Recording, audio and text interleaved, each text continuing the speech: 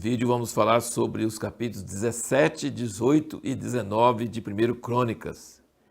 E a nossa pergunta no último vídeo foi: mesmo que ouvimos pessoalmente a voz de Deus, por que precisamos de ouvir a palavra dos profetas, ou de profetas? No caso de Davi é bem interessante, porque ele mesmo, podemos dizer que ele era não só rei, ele era um profeta, porque nos Salmos ele tem revelações tremendas sobre Jesus, o Messias que viria, e sobre o reino do Messias, sobre a terra. Ele tem revelações tremendas sobre a natureza de Deus, sobre a pessoa de Deus. Ele ouvia mesmo a voz de Deus, mas os profetas foram muito importantes na vida dele.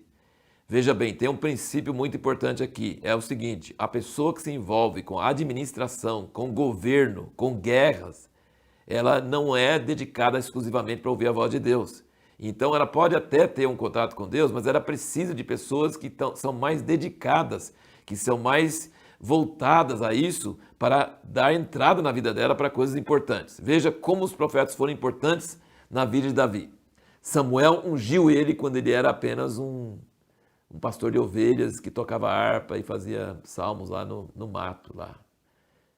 Samuel ungiu ele como rei. Depois Natã foi muito importante na vida dele, mostrando o pecado dele, mas não só o pecado dele, mostrando também aqui que Deus não queria que ele fizesse uma casa, mas que Deus ia fazer uma casa para ele, aqui no capítulo 17.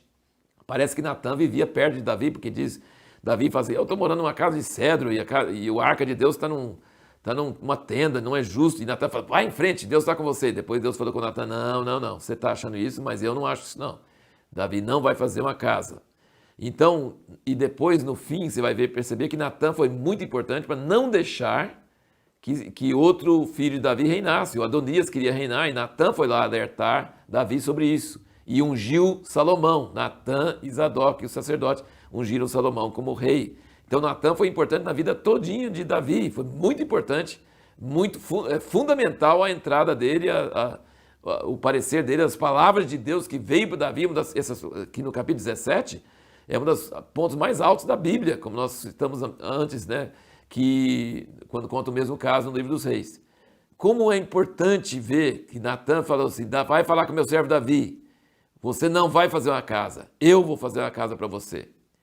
E outro exemplo, antes de nós entrarmos nesse detalhe, o profeta Gade. Então, não sei qual a diferença entre esses profetas, Natã e Gade, mas Gade também foi muito importante na vida de Davi, e nós vemos isso no capítulo mais para frente, nós vamos ver isso nos outros capítulos, capítulo 21. Mas voltando para essa questão que Davi conseguiu surpreender Deus, querendo fazer uma casa. Deus não tinha falado com ninguém que queria uma casa, e Davi falou: eu quero fazer uma casa para Deus. E ele conseguiu, entre aspas, que Deus não pode ser surpreendido por ninguém, porque ele sabe tudo, mas ele conseguiu surpreender Deus, assim, vamos dizer, e Deus surpreendeu ele, falando assim: você não vai fazer a casa, mas eu vou fazer uma casa para você, seu filho vai reinar eternamente. Não era Salomão, mas Davi pensava que era Salomão. Seu filho vai fazer uma casa para mim e ele vai reinar eternamente. Então é uma troca entre um homem e Deus fantástico, maravilhoso, tremendo. É interessante você ver aqui em Crônicas que Esdras não cita o pecado de Davi com Batseba.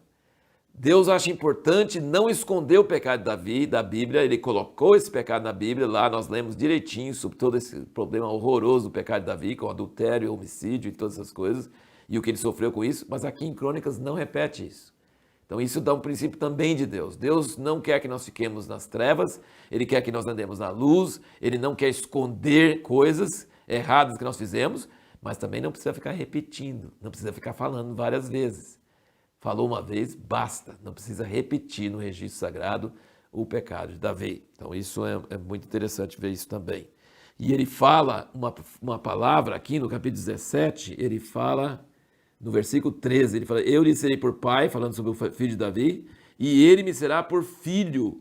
E a minha misericórdia, no original é hesed, aquela palavra de benignidade que citamos no outro vídeo, não retirarei dele, como a retirei daquele que foi antes de ti, mas o confirmarei na minha casa, no meu reino, para sempre, e para sempre o seu trono será firme.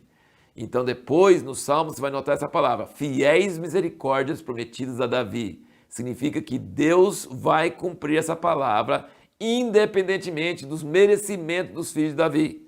Ele vai castigar os filhos de Davi, vai ter problemas, mas Deus vai cumprir com Davi as fiéis misericórdias, ou recede de Deus, que significa que Deus ainda vai ter um filho de Davi que vai reinar para sempre. Ele prometeu para Davi, e isso não depende de filho de Davi merecer ou não. É que Deus falou com Davi, isso vai acontecer, porque Deus não esquece, e Deus tem uma misericórdia prometida, fiel, misericórdia prometida a Davi.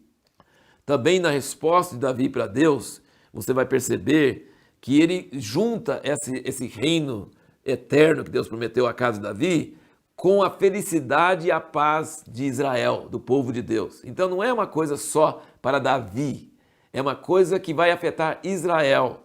E esse filho de Davi, que não é Salomão, mas é Jesus, Salomão foi uma figura, mas Jesus é o cumprimento, que vai reinar para sempre e vai trazer paz para Israel. Israel nunca mais será expulso da sua terra e reinará para sempre. Então Davi sempre entendia que não era uma coisa pessoal, não era uma coisa só para Davi pessoalmente, mas que a promessa de Deus para Davi sobre a descendência dele, sobre a casa dele, era algo que ia trazer um reino de paz eterno para Israel. E você pode ir lá para o Novo Testamento, em Lucas, o Cântico de Zacarias, o pai de João Batista, e ele fala mais sobre Jesus do que o filho dele, João Batista, porque ele fala que João Batista vai anunciar o que vem depois dele, mas ele fala que esse é uma poderosa salvação na casa de Davi, que vai trazer paz para Israel. Então, Davi e o reino de Davi e o reino do filho de Davi é ligado com a paz eterna do povo de Deus, do povo de Israel. É algo muito precioso e muito maravilhoso isso. No próximo vídeo nós vamos responder a seguinte pergunta: o que significa a promessa "todas as coisas cooperam para o bem daquele que ama a Deus e é chamado segundo o seu propósito"? Isso aí é Romanos 8, 28, todo mundo cita, mas aqui no exemplo de Davi nós vamos perceber a resposta disso. O que significa isso de verdade? Todas as coisas, tudo, coopera para o bem daqueles que amam a Deus e são chamados segundo o seu propósito?